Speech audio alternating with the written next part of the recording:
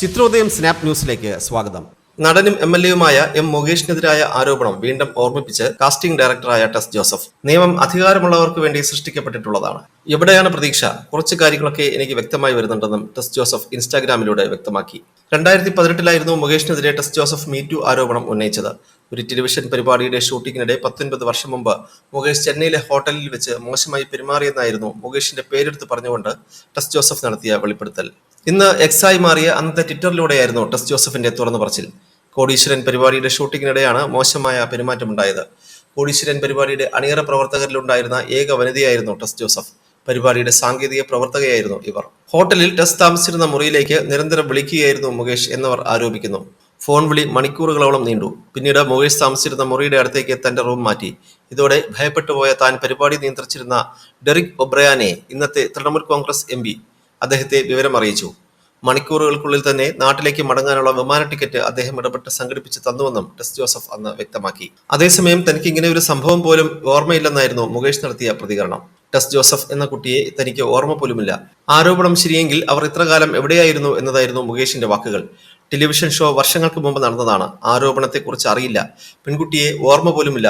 എന്തുകൊണ്ട് അവർ ഇത്രകാലം മൗനം പാലിച്ചു? ഇവരൊക്കെ ഉറക്കമായിരുന്നോ? എനിക്കൊന്നും പറയാനില്ല.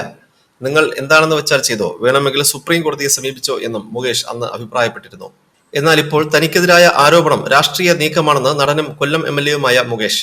6 വർഷങ്ങൾക്ക് മുമ്പ് ഉന്നയിച്ച ആരോപണമാണ് ഇത്. അപ്പോൾ പോലും താൻ പറഞ്ഞത് 20 വർഷങ്ങൾക്ക് മുമ്പത്തെ ആരോപണമാണ് ഇതെന്നായിരുന്നു. ആ കേസ് എന്തായി? 6 കൊല്ലത്തിന് ശേഷം വീണ്ടും വന്നിട്ട് അത് ഞാൻ ഓർക്കുന്നു എന്ന് പറയുമ്പോൾ എനിക്കൊന്നും പറയാനില്ലെന്നും മുകേഷ് വ്യക്തമാക്കി. 6 വർഷം മുമ്പ് ഇത്തരമൊരു ആരോപണം വന്നപ്പോൾ ഞാൻ പിടിക്കപ്പെട്ടു, ഇപ്പോൾ രാജിവെക്കും എന്ന് പറഞ്ഞ് പ്രതിപക്ഷത്ത് സ്ഥാനാർത്ഥിയാകാനുള്ള അടിവര നടന്നു. രാഷ്ട്രീയ ലക്ഷ്യമാണ് ഈ ആരോപണത്തിന്റെ പിന്നിൽ. CPM-ന്റെ നിയമസഭാംഗമായോണ്ട് കയറിയിറങ്ങി അങ്ങോട്ട് പറയാമല്ലോ. ഈ ആരോപണം ഉന്നയിച്ച സ്ത്രീയെ എനിക്കറിയില്ല. 6 കൊല്ലം മുമ്പ് തന്നെ ഞാൻ പറഞ്ഞ കാര്യമാണ് ഇത്. രാത്രി പലതവണ ഞാൻ ഫോൺ വിളിച്ചെന്ന് പറയുന്നു. പക്ഷെ ഒരിക്കൽ പോലും എടുത്തില്ല. എടുക്കാതെ ഞാൻ ആണെന്ന് എങ്ങനെ പറയും? ഇക്കാര്യങ്ങളെല്ലാം അന്ന് തള്ളിക്കളഞ്ഞതാണ്. ഈ വിഷയത്തിൽ എനിക്കൊന്നും പറയാനില്ല. രഞ്ജിത്തിൻ്റെത് പോലുള്ള കാര്യമല്ല ഇത്. 20 വർഷങ്ങൾക്ക് മുമ്പ് എങ്ങോ നടന്നെന്ന് പറയുന്ന ഒരു കാര്യമാണ്. ബാലിശമാണ്.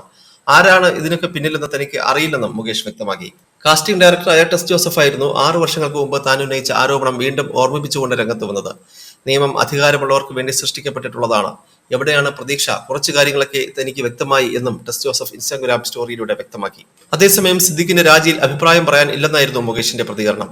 നിയമ നടപടികൾ ആവശ്യമാണ്. സ്ത്രീകൾ ഒരിടത്തും പ്രശ്നം നേരിടരുത്. ആർക്കും ഒരു പ്രയാസമില്ലാതെ മുന്നോട്ട് പോകണം. അമ്മയുടെ കാര്യം പറയാനുള്ള അധികാരം എനിക്കില്ല. സംഘടനയുടെ കാര്യം ഔദ്യോഗികമായി പറയേണ്ടതാണെന്നും മുകേഷ് കൂട്ടിച്ചേർത്തു.